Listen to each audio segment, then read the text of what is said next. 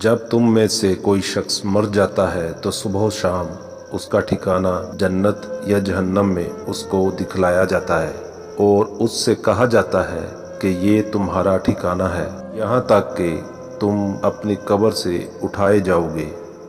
اگر ابن آدم کے پاس 2 وادیاں بھر کر بھی سونا ہو تو وہ تیسری وادی کی تمنا کرے گا۔ اس کا پیٹ صرف مٹی سے ہی بھرا جا سکتا ہے۔ جس شخص کو یہ پسند ہو کہ اس کی عمر دراز ہو اور اس کے رزق میں اضافہ ہو تو اسے چاہیے کہ وہ اپنے والدین کے ساتھ نیک سلوک کرے اور ان پر صلح رحمی کرے۔ حضرت سیدنا جابر بن عبداللہ رضی اللہ تعالی عنہ سے روایت ہے کہ نبی کریم صلی اللہ علیہ وآلہ وسلم نے کھانے میں کبھی عیب نہیں نکالا، یعنی برا نہیں کہا۔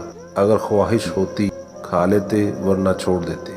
جب کوئی آدمی مجھ پر سلام بھیجتا ہے تو اللہ تعالیٰ میری روح مجھ پر لوٹاتا ہے، حتیٰ کہ میں اس کے سلام کا جواب دیتا ہوں۔ مسلمان کو کوئی تکلیف، فکر، بیماری، ملال، اذیت اور کوئی غم نہیں پہنچتا، یہاں تک کہ کانٹا جو اسے چبھے، مگر اللہ تعالیٰ ان کے سبب ان کے گناہوں کو مٹا دیتا ہے۔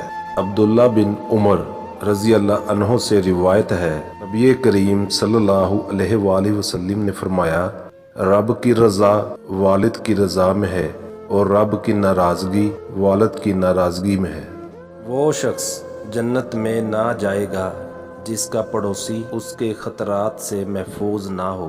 تم میں سے ہر ایک کی دعا قبول کی جاتی ہے جب تک وہ جلد بازی سے کام نہیں لیتا اور یہ کہنے نہیں لگتا کہ میں نے تو دعا مانگی لیکن میری دعا قبول ہی نہیں ہوئی۔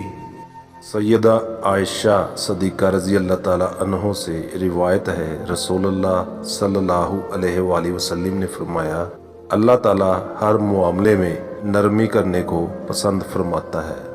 دنیا مومن کے لیے قید خانہ ہے اور کافر کی جنت ہے۔ میں اپنے بعد اپنی امت پر 3 چیزوں سے ڈرتا ہوں: حکمرانوں کے ظلم، نجوم پر ایمان لانے اور تقدیر کے انکار پر۔